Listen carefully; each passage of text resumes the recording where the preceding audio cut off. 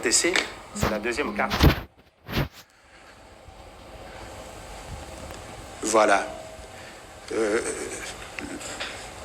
Ça, c'est le territoire bleu, mais que je représente ici qui est jaune. Cette bande de l'espace maritime qui part de Mwanda, de Sianfumu, et plonge au fond sur l'océan Atlantique. C'est à peu près 680 km, qui est limité au nord par l'Angola et au sud également par l'Angola. Nous avons une loi qui a été votée par notre Parlement en 2009 et qui délimite cet espace maritime. Nous avons des divergences avec l'Angola sur cette délimitation, avec la zone économique exclusive et le plateau continental avec des problèmes de pétrole. Bon, mais ça, c'est une question qu'on ne pourra pas aborder ici, mais nous avons délimité, on a quelques divergences, peut-être que les deux gouvernements auront l'occasion de résoudre ce problème. Voilà, grosso modo, les frontières de la RDC. Maintenant, toujours en allant dans le sens de l'horloge, sur cette frontière avec l'Angola, c'est bon. On n'a pas de gros problèmes de divergence, sauf dans l'océan Atlantique, où nous avons un problème géopolitique, géostratégique et géoéconomique très important, de divergence, qu'il faut résoudre. Là, après l'Angola, nous avons la Zambie, qui est là. Ça, c'est la botte, ce qu'on appelait la botte du Katanga ou le talon du Katanga. C'est une zone qui est très minéralisée. Il y a des richesses minières que nous avons dans notre pays, le cobalt, le cuivre, etc., sont concentrées dans cette partie ici. Il y a eu des batailles géopolitiques, géoéconomiques, surtout vers Kipushi, Sakanya, entre les Belges et les Anglais pour déterminer la frontière là-bas. Bon, la frontière est bien tracée, délimitée, il n'y a pas de gros problèmes là-bas, mais sauf dans la partie, vous voyez bien, entre le lac Tanganyika et le lac Mouero, à peu près 205 km, cette frontière n'était pas... il y avait des divergences sur la délimitation depuis le 19e siècle. Finalement, on a réglé le problème entre Mobutu et Kaunda en 1989, mais le gros problème qui était resté sur le terrain, c'était la démarcation, parce qu'il n'y avait pas de bornes posées sur le sol pour faire la démarcation. C'est pour cela qu'il y avait toujours des conflits, des bagarres. Et vous avez vu en 2020, il y avait encore un problème là-bas, où les troupes zambiennes traversaient la frontière, etc. On était sur le point d'entrer en guerre entre les deux pays. Heureusement, quand le président Tshisekedi est arrivé au pouvoir, ils ont voulu maintenant régler ce problème. On a commencé le travail de pose des bornes. Donc les bornes sont déjà posées sur une grande partie. C'est 205 km. On est autour de 180 km. On a posé déjà des bornes. Il reste un petit problème de soucis dans la zone qui est tout près du lac Tanganyika parce qu'il y a quelques problèmes pour déterminer par où passe effectivement la frontière. J'espère que les deux gouvernements vont régler ce problème. Alors, la Tanzanie, pas de problème sur le lac Tanganyika. Sauf qu'il faut mettre les bouées de signalisation parce que la frontière, c'est le milieu du lac. Hein, c'est la ligne médiane de la Tanganyika qui constitue la frontière. C'est 498 km, mais il faut visualiser la frontière sur le lac. Mais là, on ne peut pas poser des bornes. Vous comprenez bien. Là, ce sont des bouées qu'il faut poser. Maintenant, il faut régler ce problème. Avec le Burundi, là nous sommes déjà sur la frontière orientale. Sur le Burundi, cette frontière avec le Burundi a été fixée déjà en 1910, le 14 mai 1910, à Bruxelles, par un accord qui a été confirmé par une convention du 11 août 1910. Donc cette frontière a été bien tracée et confirmée. Mais nous avons un problème de divergence.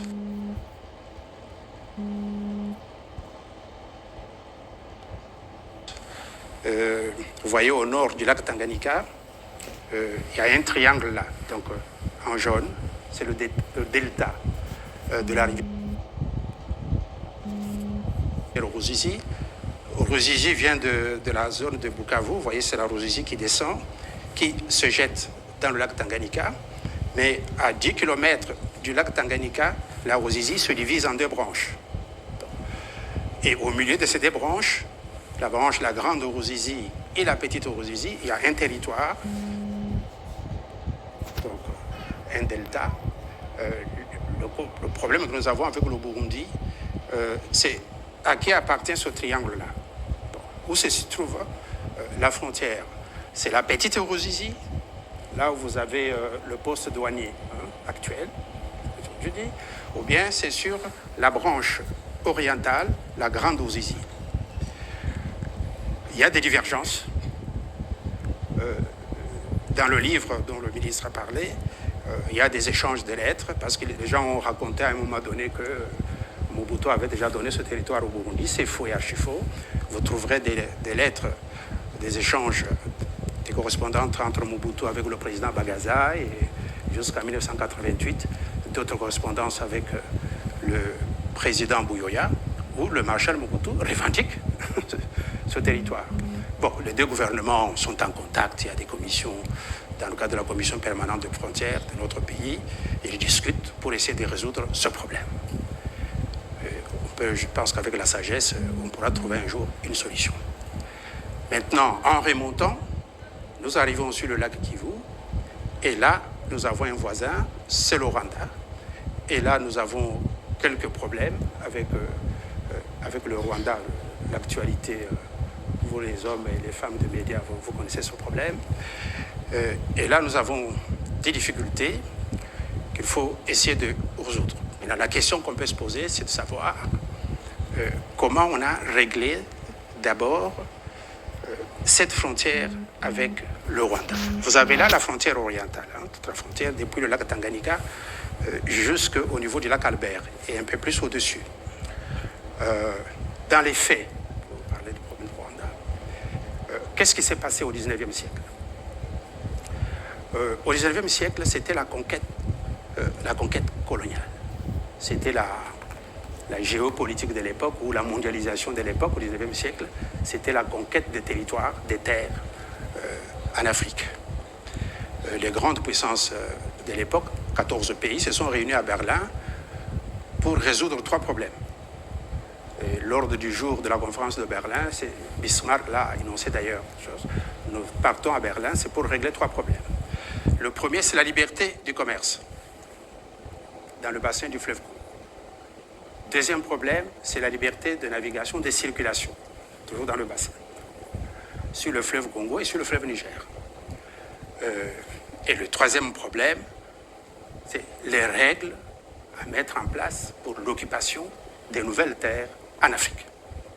Ils se sont réunis à Berlin pendant 3 mois.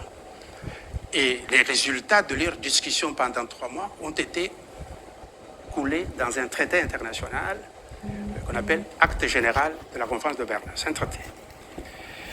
Alors, je voudrais ici déjà relever un mythe ou une idée reçue qui est fausse, une idée reçue fausse.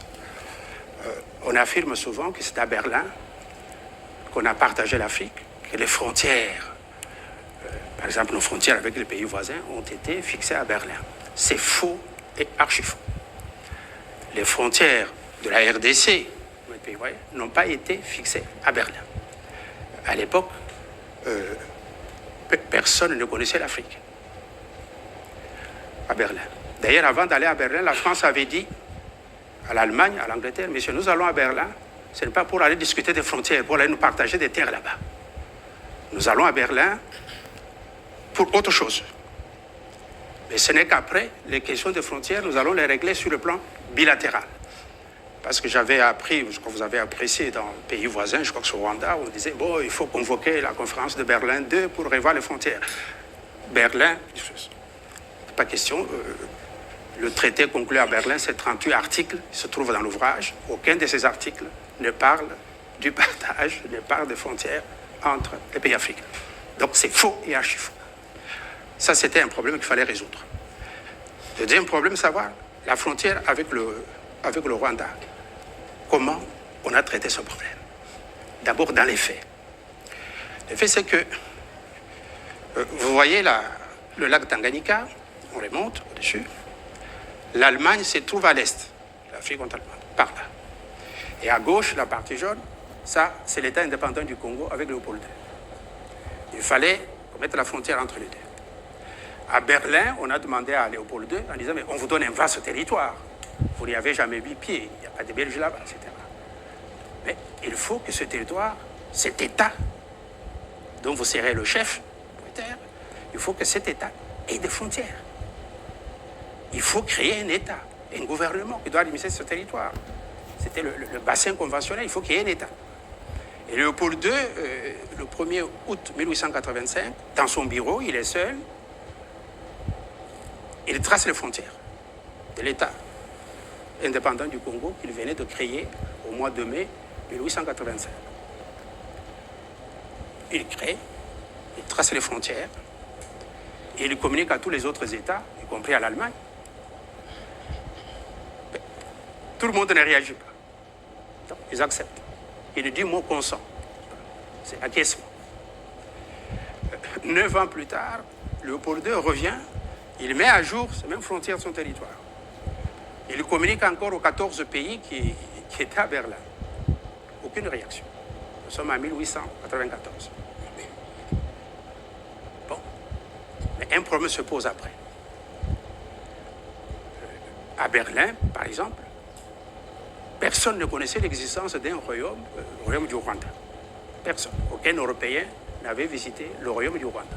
Personne ne connaissait. Donc c'est 10 ans après, en 1894, qu'un militaire, un soldat, un major allemand remonte le nord, il part de Bujumbura, il arrive au Rwanda, il arrive dans la capitale Nyanza, il rencontre le roi Rwabugiri qui était là, quand il est arrivé en 1894. Il rentre en Europe, il fait les rapports, et c'est lui qui annonce qu'il y a un royaume, le royaume du Rwanda, avec un roi bien structuré, et qui est là. Sur les Allemands, première fois, 10 ans après. C'est pour vous dire encore que sa frontière avec le Rwanda n'était pas fixée à Berlin parce qu'on ne connaissait pas Berlin. Maintenant, vous voyez bien cette ligne, la ligne qui est là, au rouge, hein, cette ligne ici, qui part du lac Tanganyika au nord et qui arrive là. Cette ligne est tracée par Léopold II lui-même dans son bureau, qui part du sud, nord du lac Tanganyika, et qui arrive là où il s'achève là, c'est au sommet du mont Sabinyo, dans la zone, dans la région de Bunagana. Cette frontière s'arrête là. Et c'est à cet endroit où il y a 3 frontières qui se rejoignent. La frontière avec l'Ouganda, frontière avec le Rwanda et frontière avec le Rwanda. C'est le point triple frontalier, comme on le dit en langage technique. C'est là, vers Bunagana. En 1896, l'Allemagne se réveille. Le gouvernement allemand dit à Léopold II, Sa Majesté, votre ligne là, votre frontière là, que vous avez tracée sur papier chez vous, seul, et qui sépare l'Afrique orientale allemande, le territoire allemand, et l'État indépendant du Congo, c'est une frontière, une ligne imaginaire, et cette ligne coupe le royaume du Rwanda en 2 parties, et passe même par la capitale Nyanza. C'est difficile à repérer sur le terrain. Nous ne sommes pas d'accord. Nous sommes en 1896. Le débat s'engage entre le roi Léopold II et les Allemands. Pour savoir, mais est-ce que cette frontière entre les 2 possessions, ça va passer par où? Pour l'Allemagne, la frontière doit passer par ici, suivre la rivière Ruzizi, arriver dans le lac Kivu et se terminer au niveau de Goma. Léopold II dit non, pas question. Jusqu'à sa mort, le problème n'était pas résolu. Le problème sera résolu en 1910. 3 pays se réunissent à Bruxelles depuis le 8 février 1910 jusqu'au 14 mai 1910. L'Angleterre, l'Allemagne et la Belgique pour régler la question de cette frontière orientale. Et entre l'Allemagne et la Belgique, nous sommes en 1910, Léopold II avait déjà vendu le Congo à la Belgique. Quand on vous dit cession, c'est un euphémisme, c'était une vente. Nous avons mené des recherches, nous connaissons même le prix qui était encaissé par Léopold II. Donc, après avoir vendu, il a quitté, la Belgique a récupéré le territoire et on discute à Bruxelles. Les discussions s'engagent. À la fin, le 14 mai, on se met d'accord sur cette frontière entre la frontière actuelle. Il s'agit de la frontière actuelle. On dit voilà, on va partir du sud du lac Kivu, on va tracer une ligne médiane sur le lac Kivu. À l'ouest de cette ligne, c'est la RDC, donc le Congo belge, et à l'est, c'est l'Afrique orientale allemande, donc le Rwanda. Et quand, là où, c'est bien la carte, vous voyez la ligne rouge là, donc on décide finalement, la thèse allemande triomphe, la Belgique comprend que l'Allemagne a raison, on déplace cette ligne, on la ramène sur la Ruzizi, parce que suivant cette ligne, tout le lac Kivu était au Congo, Ruzizi était au Congo, etc. Maintenant, on ramène cette ligne ici, la frontière actuelle, et arrivé au nord du lac Kivu, la bataille était de savoir, mais au nord du lac Kivu, mais cette ligne va chuter à quel niveau? C'était une bataille aussi. Géopolitique, vous aurez des détails dans le livre, vous allez en parler si ça vous intéresse. Est-ce que cette ligne doit aller du côté de l'ouest ou on doit mettre le point de chute là, à l'est, à l'endroit où ça se trouve aujourd'hui? La grande barrière, hein, vous voyez la grande barrière de Goma, il y a la borne frontière BF1, vous allez voir. Bon, on se met d'accord et on dit, bon, à partir du nord du lac Kivu, à la grande barrière, où il y a la borne numéro 1, on va faire une ligne oblique qui va suivre les volcans. Suivre les volcans. Là, nous sommes sur la frontière terrestre, 60 km. Il y a 8 volcans. Là-bas, vous avez Gahinga, Nyamulagira, Karisimbi, Muhavura, Nirangongo, Visoke, et vous avez Sabinho au bout là-bas. Et on décide que cette frontière va suivre la ligne de crête, c'est-à-dire les sommets. C'est une frontière que les techniciens appellent la frontière orographique, parce qu'on prend les sommets des collines et la frontière passe par les sommets des collines. Bon. C'est réglé au mois d'août 1910. Maintenant, il faut envoyer les techniciens sur le terrain, qui doivent aller poser les bornes sur le terrain. Pour visualiser, et donc vous voyez ça, merci bien pour la carte, donc pour aller mettre les bornes. Donc c'est la frontière terrestre, c'est ce qu'on appelle la frontière de la ligne des volcans. C'est là où il y a des croix là-bas. C'est la ligne des volcans, des 8 volcans là. Avec au sommet, et au point Sabinho. L'année suivante, en 1911, on pose les bornes. Nous avons les documents de 1911, octobre 1911, où on a posé les bornes sur le terrain. Ce document est publié dans le livre. 22 bornes principales sur la frontière terrestre. Et puis on a fait des échanges des territoires qui étaient occupés. C'est à ce moment-là que nous avons récupéré l'île d'Udi, l'île Iwinsa et d'autres îles. Et une partie d'île, on a donné seulement. Maintenant, ça c'est sur le plan des faits. En 2015-2017, on a refait les bornes frontières. Revenez avec la carte. Revenez au début. Donc, en 2015-2017, voilà, on a reconstruit les bornes de 2011. Parce que c'était fait avec les matériaux de l'époque. Vous voyez, en 1911, parfois c'était des amas de pierres construits qui ont disparu. Et souvent, il y a eu des incidents, soit là, c'était surtout l'armée rwandaise qui faisait des incursions sur notre territoire en estimant qu'ils sont toujours au Rwanda, etc. Alors les deux gouvernements ont essayé de faire les frontières. Alors ça, vous avez ça, c'est ce qu'on appelle les bornes frontières. Comment ça s'appelle? Ce sont des pyramides. C'était fait en 2017, 2015-2017. Alors vous avez par exemple là, borne frontière numéro 1, BF1. Ça c'est dans la ville de Goma, à la Grande Barrière, et qui sont alignés le long de la frontière terrestre. Il y en a 22 bornes principales, et on a mis aussi des bornes intermédiaires, etc. Donc, pour le moment, sur le plan technique, d'une manière générale, nous n'avons aucun conflit frontalier avec le Rwanda. Dans les faits, le Rwanda n'a pas encore formulé de manière officielle une quelconque revendication territoriale en prétendant qu'il aurait des territoires du Rwanda au Congo. Il en est de même de